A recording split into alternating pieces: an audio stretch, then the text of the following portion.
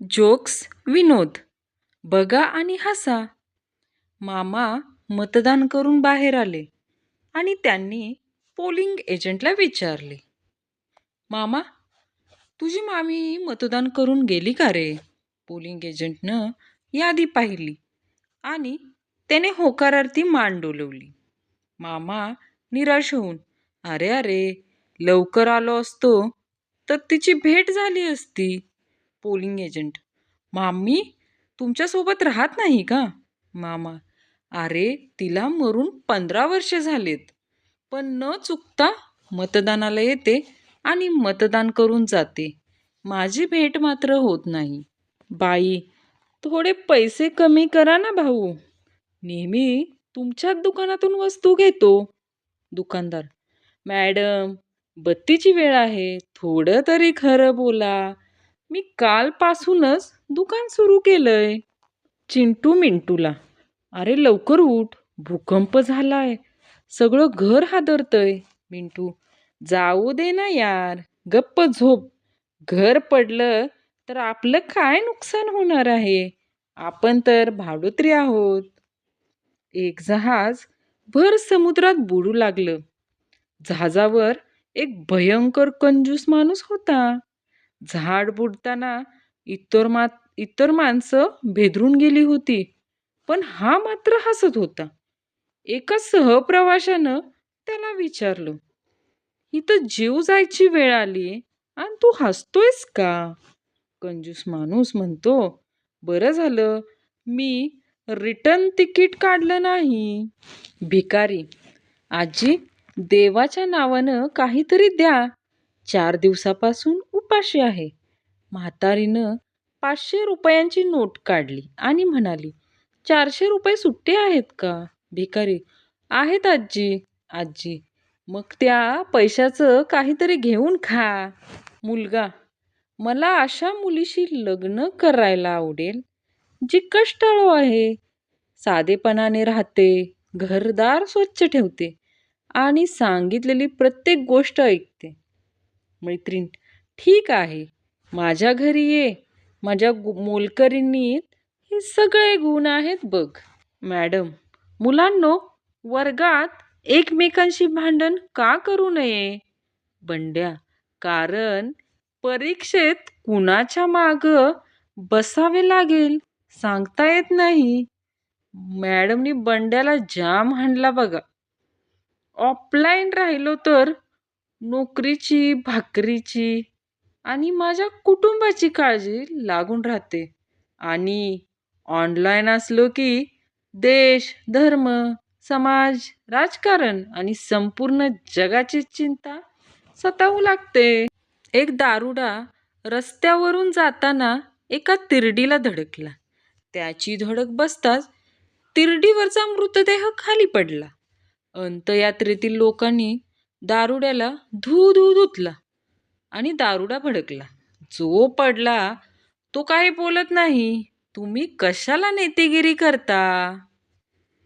रविवारच्या दिवशी काहीतरी नॉनव्हेज खावं अशी नवऱ्याची इच्छा होती, पण बायकोनं कारल्याची भाजी बनवली.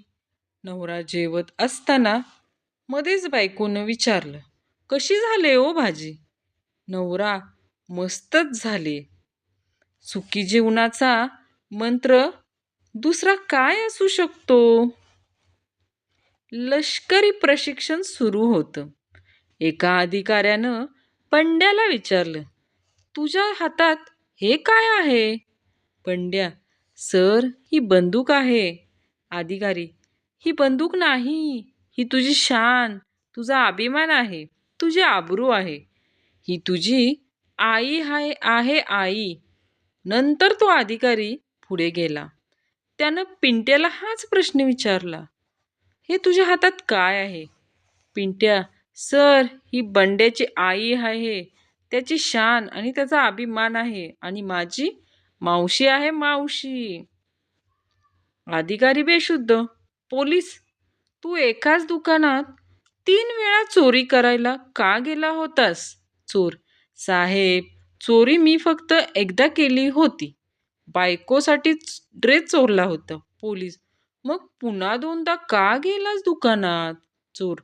दुसऱ्यांदा आणि तिसऱ्यांदा ड्रेस बदलून आणायला गेलो होतो. पोलिसाला घरची आठवण येऊन चोराची दया आली. बाई शाळेत शिकवत असतात. बाई, एका बाजूला पैसे आणि दुसऱ्या बाजूला अक्कल. तुम्ही काय निवडाल? बंड्या. मॅडम, पैसे. बाई, चूक. मी अक्कल निवडली असती. बंड्या. तुमचं बरोबर आहे मॅडम. ज्यांच्याकडे जी गोष्ट कमी असते तीच त्यांना निवडली पाहिजे. बंड्याला बाईने हाण हाण हाणला बघा. एक सनकी माणूस डॉक्टरांकडे जातो. डॉक्टर साहेब चौकशी करतात. बोला, काय त्रास आहे? डॉक्टर साहेब, मला जेवल्यानंतर भूक लागत नाही, झोपून उठल्यानंतर झोप लागत नाही आणि काम केल्यावर दमून जातो. डॉक्टर, असा असं करा, तुम्ही रात्रभर उन्हात बसा, सगळं ठीक होईल बघा. शहरातील माणूस गावठी भाजी घेत असतो.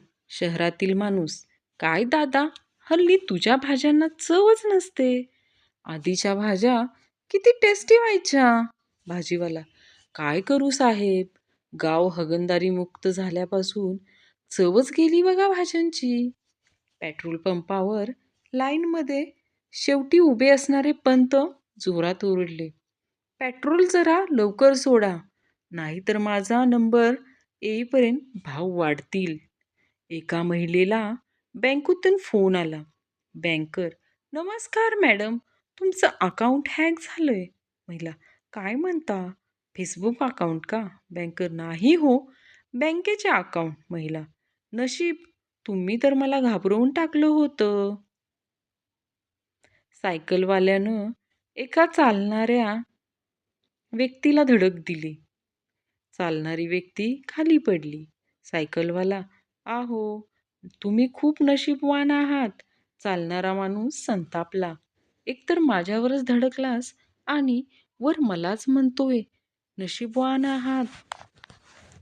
सायकलवाला, त्याचं काय आहे ना, आज माझी सुट्टी आहे, नाहीतर मी ट्रक चालवतो.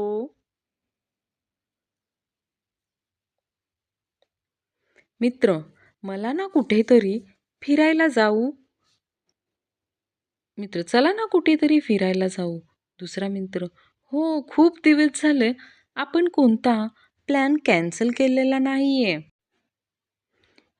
जे लोक सकाळी उशिरा उठतात ते आळशी नसतात.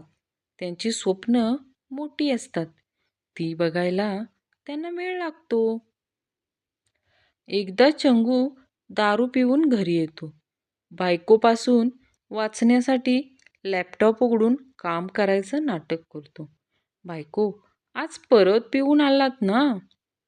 चंगू, अगं नाही ग. बायको म्हटली, सुटकेस उघडून रेडिओ स्टेशन लावताय का?